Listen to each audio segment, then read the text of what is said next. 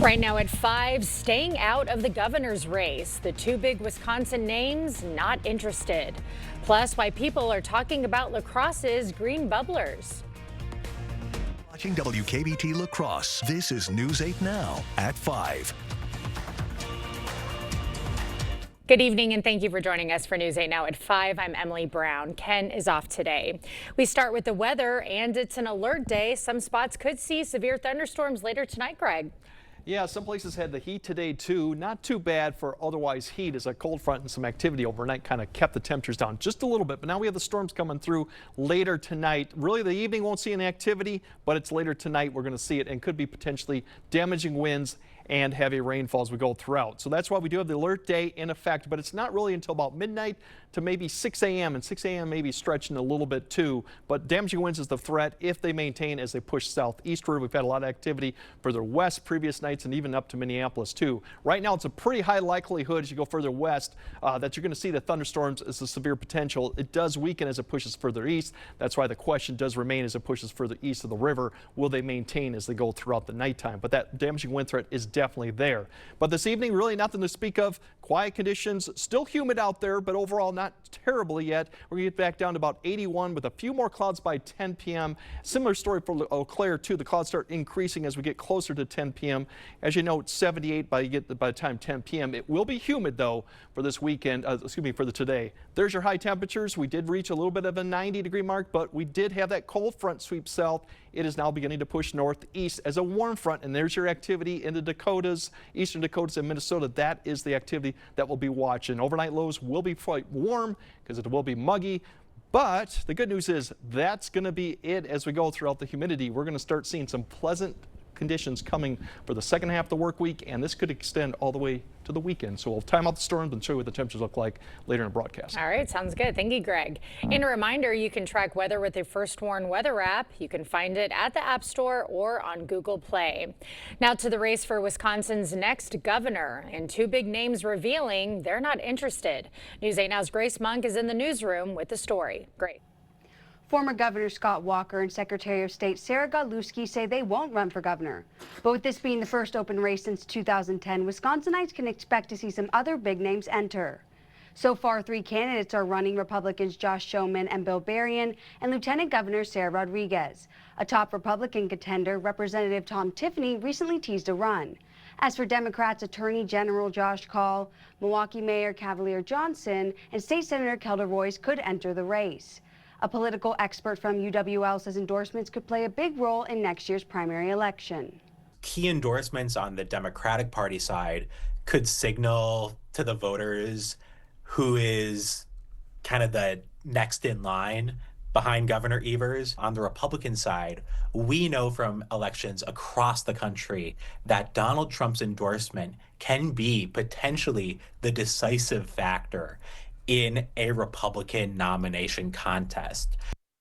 Chergosky says the race could also see large financial endorsements similar to Elon Musk pouring millions into Wisconsin's Supreme Court election. The primary election will take place in August 2026. Reporting in the newsroom, Grace Monk, News 8 Now. All right, thank you, Grace. A memorial fund has been set up for Elliot Hines and her family. You can donate in person at any Community First Credit Union branch or mail donations to N1230 County Road CB in Greenville, Wisconsin. Hines vanished last Sunday, sparking a 3-day search. Her body was found 7 miles downriver near Brownsville, Minnesota. Police say there's no evidence of criminal conduct in her death.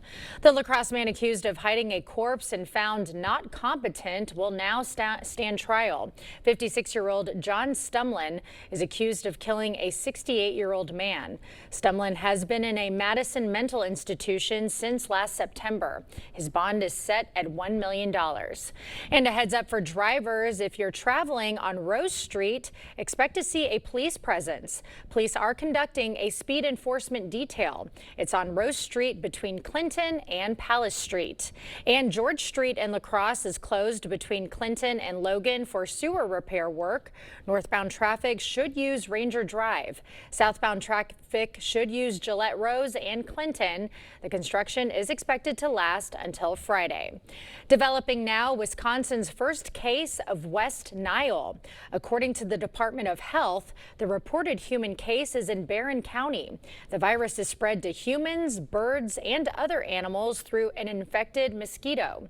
Since 2001, an average of 18 cases of West Nile pop up in Wisconsin each year. In La Crosse, the battle over those historic bubblers is headed to City Council. News 8 Now's Allison Ferget is live to explain. Allison. These bubblers have been turned off for the year because they are not ADA compliant. 2 resolutions addressing the issue will be considered in the next few weeks. The first would install ADA compliant drinking fountains across the city. The second would delay any removal of the historic green bubblers. Council members Chris Kalo and Gary Podesky are behind the resolution. We just want to make sure we have a year to talk about this. The long term, I would like to see, even if we put in new bubblers next to them that are ADA compliant, leave the old ones with a plaque in the ground explaining the history of the bubblers in the state of Wisconsin and the city. In a statement, the city's engineering department said there's no plan to remove the bubblers, but added, quote, they will just remain off indefinitely, as that is the only way to have ADA compliance. Those 2 resolutions will be considered at next Tuesday's J&A committee. Reporting in La Crosse, Allison Ferget, News 8 Now. All right, thank you, Allison. In our News 8 poll, we asked, should the green bubblers stay on, even though they're not ADA compliant? 87% said yes, and 10% said no. The River City Water Ski Team is teaching people how to ski. Today's event was held in collaboration with the North American Squirrel Association. It was offered to both kids and their parents. It comes as more and more people are taking to the water before families get ready to go back to school. The Dick Hackett Open is hosting its 29th annual golf outing. It's in memory of the former athletic director. Today, nearly 100 golfers honored Hackett and raised money for Central High School athletics. With the money we raise today, we'll give out scholarships for our student athletes in the spring once they graduate. We also have been helping out with providing equipment, supplies for athletic teams at Central High School. The Coaches Association hopes to raise $4,000 to $5,000 to cover their scholarships. Buxton says the scholarships not only keep graduates out of debt, but celebrate the time they spent as Riverhawk athletes. Well, we're just a week away from National Night Out, and the La Crescent Police Department is hiding a special medallion. The medallion is hidden on public property within city limits and won't be underground. It'll stay hidden until next Tuesday. We have a good time sending off clues. The clues are sent off daily, and the prize is right around $250 of gift cards and other things to find. And it's great. We've got families and kids and everybody looking to find it, and it's a lot of fun. Today's clue is, quote, read all of the rules before you partake. It's important to review. Don't make a mistake. LCPD celebrates its 19th National Night Out. Have fun with your buddies as you look about. President Trump's new warning to Russia, his latest ultimatum, and what sparked it. Plus, the Supreme Court now called into the Jeffrey Epstein case. The reason why, when we return.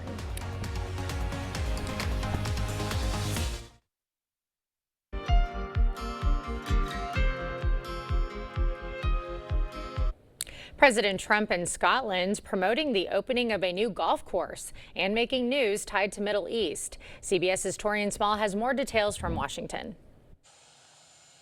President Trump and British Prime Minister Keir Starmer traveled together to Aberdeen, where the president is opening a new golf course. It's fantastic to be here.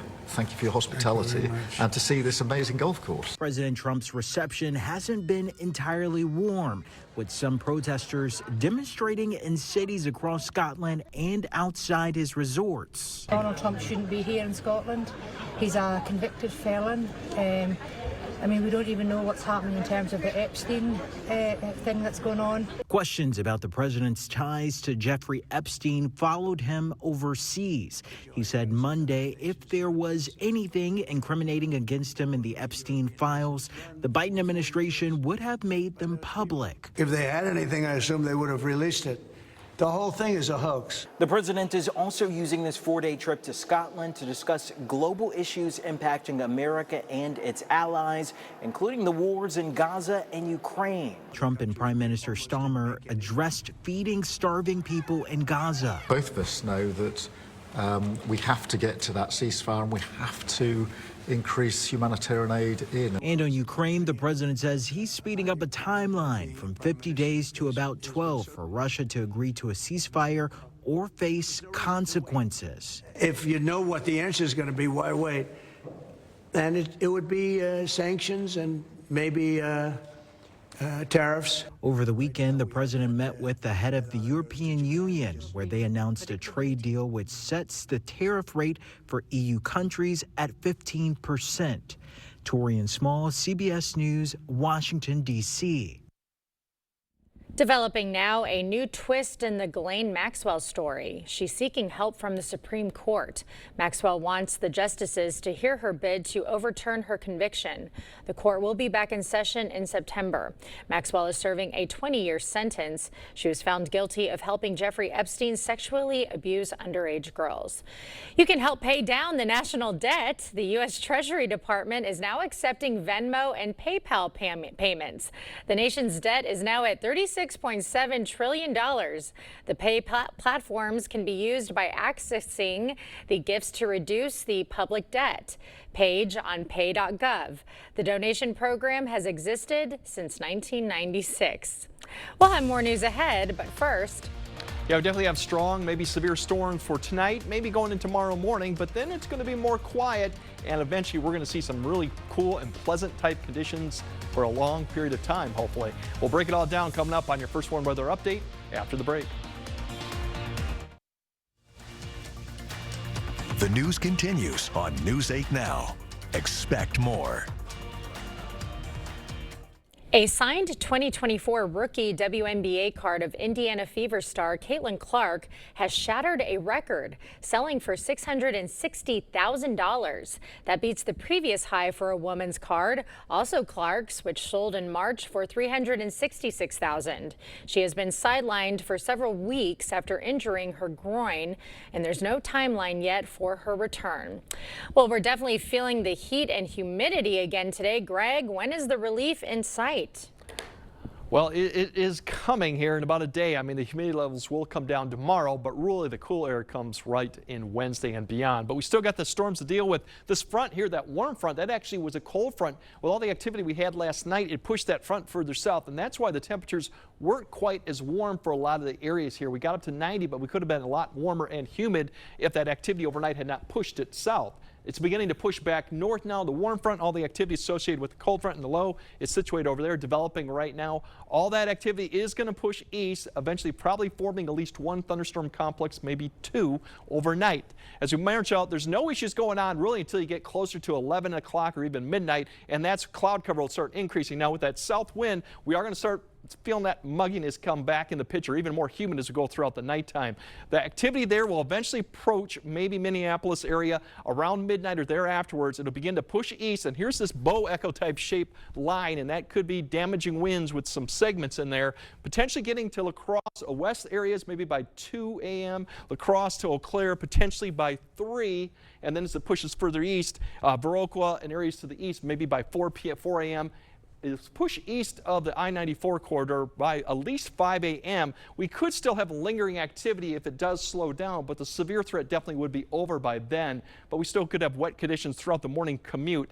Now later on to Tuesday should be fairly quiet. We'll have some breaks in the cloud cover. Overall, just a little bit of mugginess out there, but not too bad. The thunderstorm activity may develop as that boundary sits to the south of us towards the afternoon time frame, but most areas will probably remain dry. It's then Tuesday night that we have more activity coming as that boundary kind of sits along there, and we might have it. So overall, for the alert day, once again, it's really after midnight to about 6 a.m., probably closer to 5 a.m.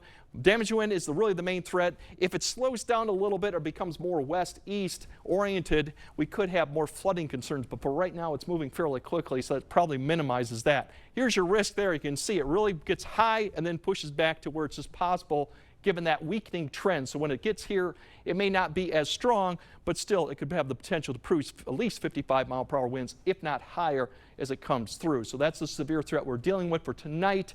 As I mentioned, Tuesday night we have more activity developing to the west. This boundary sits right to the south. That may provide a little bit of an opportunity for more showers to persist Wednesday afternoon, mainly south of I-90. Overall, it'll be cooler Wednesday if that activity does develop, just situated there. Beyond that, it's going to be really cool conditions. Now, for tomorrow's highs, we're going to have a lot of cloud cover in the morning, maybe some sun, but overall, pretty close to average, but cooler for most areas than what we saw today. Wednesday, we're going to actually cool down even more with that north wind, lesser humidity too, so mid to upper 70s, maybe an 80, and that showers are there.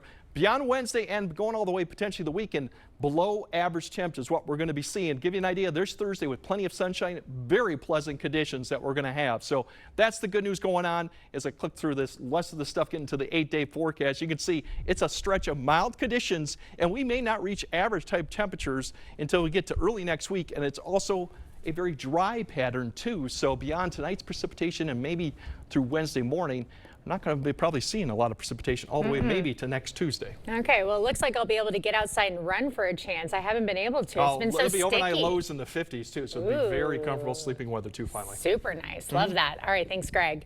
A group of spiders are set to invade the West. How soon they'll be crawling on the surface and the surprising reason why, just ahead.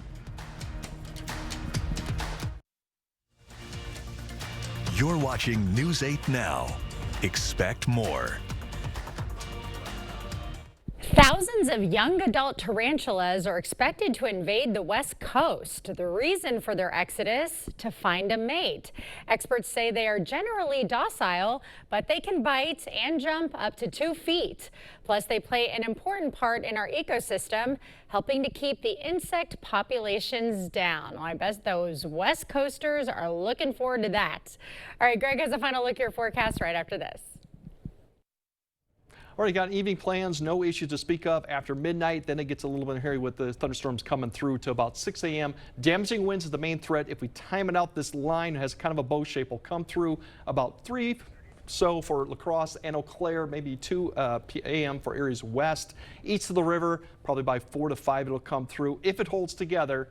Right now, beyond that, we're going to have really good conditions going past Wednesday, but we do have more showers potentially Tuesday night and Wednesday, but then much cooler conditions there afterwards and very pleasant, kind of like mid-September like. Should we see a reduction in mosquitoes with these cooler temps? No, not until we get to freeze. Okay. We'll see you guys right back here at 6.